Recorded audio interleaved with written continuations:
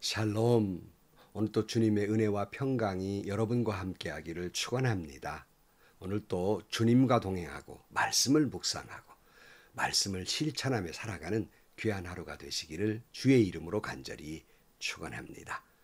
오늘 아침 하나님께서 우리에게 허락해 주신 말씀은 사사기 21장 16절에서 25절 말씀입니다. 그때 회중의 장로들이 걱정하였다. 베냐민 지파 가운데에서 여자들이 다 죽었으니 이제 우리가 어떻게 하여야 살아남은 남자들에게 아내를 짝지어 줄 수 있겠는가? 그들이 또 말하였다. 베냐민 지파에서 살아남은 남자들에게도 유산이 있어야 이스라엘 가운데에서 한 지파가 없어지지 않을 것입니다. 그러나 이미 이스라엘 자손이 자기 딸을 베냐민 사람과 결혼시키는 사람은 누구든지 저주를 받을 것이라고 맹세하였으니 우리는 아무도 우리의 딸들을 그들과 결혼시킬 수 없습니다. 그래서 그들은 한 묘안을 생각해냈다. 그렇다. 실로에서 해마다 열리는 주님의 축제가 곧 다가온다. 실로는 베델 북쪽, 르보나 남쪽 베델에서 세겜으로 올라가는 큰 길 동쪽에 있다. 그리고 그들은 베냐민 자손에게 이렇게 지시하였다. 당신들은 가서 포도원에 숨어서 살피다가 실로의 처녀들이 춤을 추러 나오면 포도원에서 달려나와 그 실로의 처녀들 가운데에서 하나씩 붙들어 아내를 삼아 베냐민 땅으로 돌아가시오. 그들의 아버지들이나 오라버니들이 우리에게 와서 시비를 걸면 우리가 그들에게 전쟁에서 여자를 잡아다가 아내를 삼듯 여자들을 빼앗아 온 것이 아니니 딸들을 그들의 아내로 삼도록 하여 주시오. 또 당신들이 딸들을 그들에게 준 것이 아니니 당신들이 맹세한 것을 스스로 깨뜨린 것도 아니오 하고 답변해 주겠소. 그래서 베냐민 자손은 그 지시대로 하였다. 그들은 춤추는 여자들 가운데에서 자신들의 수요만큼 여자들을 붙들어 아내로 삼고 자기들이 유산으로 얻은 땅으로 들어가서 성읍을 재건하고 거기에서 살았다. 그때야 이스라엘 자손도 그곳을 떠나 각자 자기 지파와 자기 가족에게로 돌아갔다. 곧 각자가 그곳을 떠나가 자기가 유산으로 얻은 땅으로 돌아간 것이다. 그때에 이스라엘에 왕이 없었으므로 사람들은 저마다 자기의 뜻에 맞는 대로 하였다. 아멘. 한 사람으로 죄로 말미암아서 정말 걷잡을 수 없는 결과를 낳게 되었습니다. 레위 한 사람의 죄가 베냐민 지파의 죄가 되고 이스라엘 전체의 죄가 되며 이 전쟁 때문에 무려 6만 명이 넘는 생명이 희생이 됩니다. 어디 그뿐입니까? 거기에 이어서 이스라엘 사람들의 잘못된 맹세로 말미암아서 또 다른 생명을 또 잃게 되는 그런 결과를 낳게 되고 또 다른 죄를 또 저지르게 됩니다. 이스라엘 사람들이 베냐민 지파를 멸절시킴으로써 베냐민 지파가 사라지는 결과가 됩니다. 이것은 자신들의 잘못된 맹세가 있었기 때문입니다. 이제는 어떻게 하면 베냐민 지파에게 아내를 얻게 해서 베냐민 지파가 사라지는 것을 막을 수 있을지, 이제 베냐민 지파 사람들 가운데에서 전쟁에 도망을 가서 또 림몬 바위에 숨어 있는 600명 가운데에서 400명은 채워주었는데 이제 200명이 모자란단 말이에요. 어떻게 하면 이것을 해결할 수 있을까? 이 해결 방안을 모색함으로 말미암아서 더 큰 죄를 또 저지르게 됩니다. 그것은 자기들의 전쟁에 동참하지 아니했다는 이유로 야베스의 길르앗 사람들 중에 남자와 동침하지 아니한 여자는 살려두고 다른 사람들을 다 죽이게 됩니다. 그 남자를 모르는 여자들을 베냐민 사람에게 아내로 얻게 하고 그래도 부족한 사람들을 고민한 결과 16절 말씀, 그때에 회중의 장로들이 걱정하였다. 베냐민 지파 가운데에서 여자들이 다 죽었으니 이제 우리가 어떻게 하여야 살아남은 남자들에게 아내를 짝지어 줄 수 있겠습니까? 그들이 또 말하였다. 베냐민 지파에서 살아남은 남자들에게도 유산이 있어야 이스라엘 가운데에서 한 지파가 없어지지 않을 것입니다. 그러나 이미 이스라엘 자손이 자기 딸을 베냐민 사람과 결혼시키는 사람은 누구든지 저주를 받을 것이라고 맹세하였으니 우리는 아무도 우리의 딸들을 그들과 결혼시킬 수 없습니다. 그래서 다른 계책을 세우게 되지요. 19절 말씀 묘안이 나옵니다. 그래서 그들은 한 묘안을 생각해냈다. 그렇다. 실로에서 해마다 열리는 주님의 축제가 곧 다가온다. 그리고 그들은 베냐민 자손에게 이렇게 지시하였다. 당신들은 가서 포도원에 숨어서 살피다가 실로의 처녀들이 춤을 추러 나오면 포도원에서 달려나와 그 실로의 처녀들 가운데에서 하나씩 붙들어 아내를 삼아 베냐민 땅으로 돌아가시오. 그들의 아버지들이나 오라버니들이 우리에게 와서 시비를 걸면 우리가 그들에게 전쟁에서 여자를 잡아다가 아내로 삼듯 여자들을 빼앗아 온 것이 아니니 딸들을 그들의 아내로 삼도록 하여 주시오. 또 당신들이 딸들을 그들에게 준 것이 아니니 당신들이 맹세한 것을 스스로 깨뜨린 것도 아니요 하고 답변해 주겠소. 그래서 베냐민 자손은 그 지시대로 하였다. 그들은 춤추는 여자들 가운데에서 자신들의 수요만큼 여자들을 붙들어 아내로 삼고 자기들이 유산으로 얻은 땅으로 돌아가서 성읍들을 재건하고 거기에서 살았다 그랬어요. 묘안이라는 건 이런 거예요. 축제 때 여자들이 춤추러 나오지 않습니까? 그때에 실로에 있는 여자들 가운데에서 그들을 납치해서 200명을 납치해서 부족한 아내의 숫자를 채워서 베냐민 자손을 유지하게 하겠다는 것입니다. 이스라엘 사람들은 자신들의 잘못된 맹세의 결과로 인한 문제를 또 다른 죄로 말미암아서 덮으려고 더 큰 죄를 짓게 된 것입니다. 이 납치라고 하는 것, 이것은 율법에 금하고 있는 일이었습니다. 성경 출애굽기에 보면 납치한 사람은 죽여야 된다는 말씀이 있어요. 출애굽기 21장 16절 말씀에 사람을 유괴한 자는 그 사람을 팔았든지 자기가 데리고 있든지 반드시 사형에 처하여야 한다. 이렇게 말씀하고 있어요. 그런데 자기의 죄를 덮기 위해서 또 다른 큰 죄를 저지르게 됩니다. 여러분, 죄도 그렇고 거짓말도 그렇잖아요. 작은 거짓말을 했어요. 이 작은 거짓말을 덮으려고 더 큰 거짓말을 하듯이 죄를 덮으려고 또 다른 큰 죄를 그 묘책이라고 죄를 짓게 된 것입니다. 그것은 자기들이 잘못한 맹세이기 때문이지 않습니까? 그들의 맹세를 다시 한번 생각해 보면 21장 1절 말씀에 이스라엘 사람들은 이미 미스바에서 우리 가운데서는 아무도 딸을 베냐민 사람과 결혼시키지 않도록 하자 하고 맹세한 일이 있었다. 이렇게 됐고요. 5절에도 잘못된 맹세 나오잖아요. 그런 다음에 이스라엘 자손은 이스라엘 모든 지파 가운데에서 어느 지파가 주님 앞에 모인 그 총회에 참석하지 않았는지를 알아보았다. 누구든지 미스바에 올라와서 주님 앞에 나오지 않으면 죽이기로 굳게 맹세했기 때문이다. 18절 그러나 이미 이스라엘 자손이 자기 딸을 베냐민 사람과 결혼시키는 사람은 누구든지 저주를 받을 것이라고 맹세하였으니 우리는 아무도 우리의 딸들을 그들과 결혼시킬 수 없습니다. 굳이 이런 맹세를 함으로써 잘못된 결과를 낳게 되고 이 맹세를 무마시키기 위해서는 율법까지 어겨가면서 맹세를 지키려 했던 것입니다. 사실 이런 건 이들의 이야기만이 아닙니다. 오늘 또 사람들이 법을 만들어 놓고 하나님의 법을 어기는 경우가 있어요. 오늘 규칙이나 정관이나 규범을 지키기 위해서 하나님의 말씀을 어기는 거예요.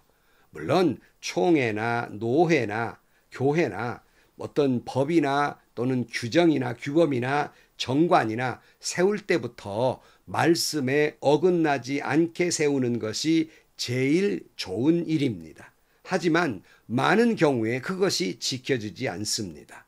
법을 만들 때에 먼저는 자신들의 편리성이나 또는 자신들의 권익이나 조그마한 이익을 위해서 이것을 따져가면서 법을 만들고 규칙을 만들고 정관을 만들기 때문에 하나님의 말씀에 어긋나는 경우가 왕왕 있습니다. 다시 말씀드리지만 총회나 노회나 각 교회들이 만들어 놓은 정관이나 법이 하나님의 말씀에 정말 다 옳은 것들입니까? 그렇다고 말할 사람이 누가 있겠습니까? 그런데 더 코미디 같은 이야기는 자신들이 만들어 놓은 정관이나 법을 지키기 위해서 하나님의 말씀을, 하나님의 율법을 어기어가면서 인간이 만들어 놓은 법을 지키려고 한다는 것입니다. 우리가 다 아는 사실 한 가지 있습니다. 그것은 하나님의 말씀보다 무엇이든지 앞세우는 건 이단이며 그건 우상입니다. 하나님의 말씀보다 어느 교주의 말이 앞세워진다면 우리는 그들을 이단이라고 말하는 것처럼 자기의 생각이나 자기가 만들어 놓은 법이나 자기의 권익과 유익을 위해서 만들어 놓은 것들을 하나님 말씀보다 앞세운다면 이건 이단입니다. 그것이 총회든 그것이 교회의 정관이든 하나님의 말씀보다 앞세운 법이라면 그것은 우상이며 이단입니다. 이 말씀에 비추어서 이단이 아니라고 할 만한 총회가 있습니까? 이단이 아니랄 만한 교회들이 있습니까? 가끔 교회 회의를 하다 보면 법대로 합시다 이렇게 말하기를 좋아하는 분들이 있습니다. 정관대로 합시다. 법대로 합시다. 그래요. 좋은 말이죠. 그러나 여러분, 누구의 법이 앞세워져야 하겠습니까? 법대로요? 그때는 하나님의 법대로이어야 합니다. 근데 많은 사람들이 법대로 합시다는 하나님의 법대로가 아니라 자기들이 만들어 놓은 정관이나 규칙이나 세칙에 맞도록 하자는 말입니다. 그래서 언제나 하나님의 말씀의 법보다는 자신들이 만들어 놓은 정관, 규칙, 세칙이 앞섭니다. 아무리 법이 그래도 하나님의 말씀에 어긋난 것이니 말씀대로 해야 한다고 성경에 하나님 말씀이 이렇지 않습니까? 라고 말을 하면 그 소리는 총회나 많은 경우에 고함 소리에 묻혀버리고 맙니다. 어떤 고함입니까? 저 사람 법도 모르는 사람이라고. 저 사람 무슨 사랑의 법, 무슨 은혜의 법? 도대체가 법도 모르고 그 질서를 모르는 사람이라고 고함을 치고 그런 말하는 사람이 폄하가 됩니다. 어떻게 된 것이 기독교 단체의 회의가 하나님의 말씀의 법을 이야기한 사람이 부끄러워져 버립니다. 그 소리가 묻혀버려요. 오히려 사람의 소리가 앞장섭니다. 이게 이단이 아니고 무엇입니까? 이게 우상이 아니고 무엇입니까? 예수님께서 바리새인을 향해 이렇게 말씀하셨습니다. 마태복음 23장 22절 말씀에 좀 길지만 읽습니다. 율법학자들과 바리새파 사람들아, 위선자들아, 너희에게 화가 있다. 너희는 박하와 회향과 근체 11조를 드리면서 정의와 자비와 신의와 같은 율법의 더 중요한 요소들은 버렸다. 그것들도 소홀히 하지 않아야 했지만 이것들도 마땅히 행해야 한다. 눈먼 인도자들아, 너희는 하루살이를 걸러내면서 낙타는 삼키는구나. 율법학자들과 바리새파 사람들아, 위선자들아, 너희에게 화가 있다. 너희는 잔과 접시의 겉은 깨끗이 하지만 그 안은 탐욕과 방종으로 가득 채우기 때문이다. 눈먼 바리새파 사람들아, 먼저 잔 안을 깨끗이 하여라. 그리하면 그 겉도 깨끗하게 될 것이다. 율법학자들과 바리새파 사람들아, 위선자들아, 너희에게 화가 있다. 너희는 회칠한 무덤과 같기 때문이다. 그것은 겉으로는 아름답게 보이지만 그 안에는 죽은 사람의 뼈와 온갖 더러운 것이 가득하다. 이와 같이 너희도 겉으로는 사람에게 의롭게 보이지만 속에는 위선과 불법이 가득하다. 율법학자들과 바리새파 사람들아, 위선자들아, 너에게 화가 있다. 너희는 예언자들의 무덤을 만들고 의인들의 기념비를 꾸민다. 그러면서 우리가 조상의 시대에 살았더라면 예언자들을 피 흘리게 하는 일에 가담하지 않았을 것이다 하고 말하기 때문이다. 그리하여 너희는 예언자들을 죽인 자들의 자손임을 스스로 증언한다. 그러므로 너희는 너희 조상의 분량을 마저 채워라. 뱀들아, 독사의 새끼들아, 너희가 어떻게 지옥의 심판을 피하겠느냐.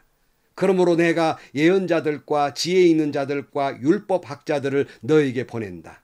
너희는 그 가운데에서 더러는 죽이고 더러는 십자가에 못 박고 더러는 회당에서 채찍질하고 이 동네 저 동네로 뒤쫓으며 박해할 것이다. 그리하여 의인 아벨의 피로부터 너희가 성소와 제단 사이에서 살해한 바라가의 아들 사가랴의 피에 이르기까지 땅에 죄 없이 흘린 모든 피가 너희에게 돌아갈 것이다. 내가 진정으로 너희에게 말한다. 이 일의 책임은 다 이 세대에게 돌아갈 것이다. 여러분, 겉만 번지르한 규칙, 규범, 정관, 법을 만들어 놓고 정작 하나님의 말씀, 율법이 말하고 있는 기본 정신을 훼손한, 잃어버린 이 회칠한 무덤 같은 이야기, 이 코미디 같은 이야기가 오늘 총회나 노회나 교회에서 얼마나 비일비재하게 일어나고 있는 것입니까? 자신들의 맹세를 지키기 위해서, 자신들이 만들어 놓은 법과 정관을 지키기 위해서 스스로가 하나님의 법을 어기는 이 우스운 이야기들이 얼마나 우리 주변에 많이 있습니까? 이런 죄를 저지르면서 오늘 사사기에 나오는 이스라엘 사람들을 욕할 자격이 우리에게 있는 것입니까? 사사기는 계속되는 말씀의 24절 말씀, 그때야 이스라엘 자손도 그곳을 떠나 각자 자기 지파와 자기 가족에게로 돌아갔다. 곧 각자가 그곳에서 떠나 자기가 유산으로 얻은 땅으로 돌아간 것이다. 그때에는 이스라엘에 왕이 없었으므로 사람은 저마다 자기의 뜻에 맞는 대로 하였다. 여기 유독 그 두 절 가운데 각자가 저마다 이렇게 말씀이 계속되고 있습니다. 이 말은 무슨 의미를 가지고 있냐면 제멋대로다 그런 말이에요. 각자가 제멋대로 굴었다 그런 말이에요. 하나님의 말씀도 제멋대로 해석하고 법 적용도 제멋대로 적용하고 행동도 제멋대로 하였다 그런 말이에요. 자기가 생각한 대로 자기 뜻에 맞는 대로 행동했다 하는 거예요. 여러분, 믿는 사람에게 있어서 최우선이 되어야 할 것은 무엇입니까? 그것은 하나님이 말씀하신 대로입니다. 우리가 이미 이 말씀 앞에 출애굽기를 살펴보면서 계속되는 말 가운데 우리의 눈이 가는 말씀이 있잖아요. 그건 뭐예요? 하나님이 말씀하신 대로.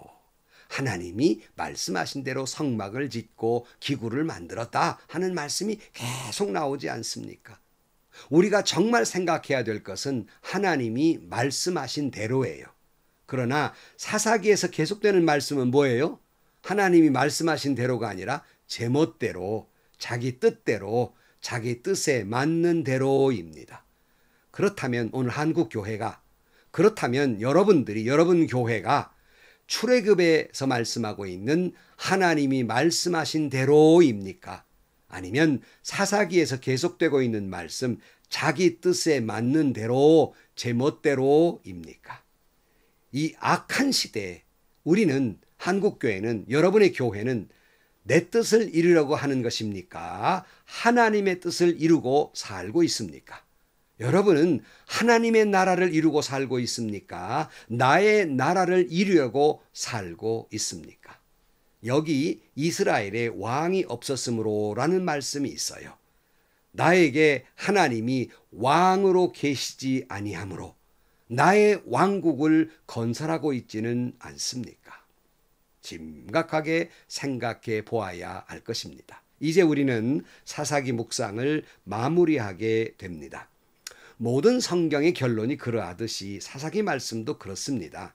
처음에 말씀드렸습니다만 이 사사기가 또 그들이 죄를 지었다, 또 그들이 죄를 지었다 그래서 악순환의 고리를 말씀하려는 것이 아니에요. 그들이 죄 짓고 심판받고 회개하고 하나님 용서하시고 사사를 세우시고 또 죄 짓고 심판받고 하나님 그에 부르짖고 용서받고 사사기를 세우고 뭐 이런 말씀을 계속 말하려고 있는 것은 아닙니다. 이런 악순환이 있지만 언제나 하나의 순환의 고리가 있는 건 그래도 하나님이 용서하셨다는 거예요.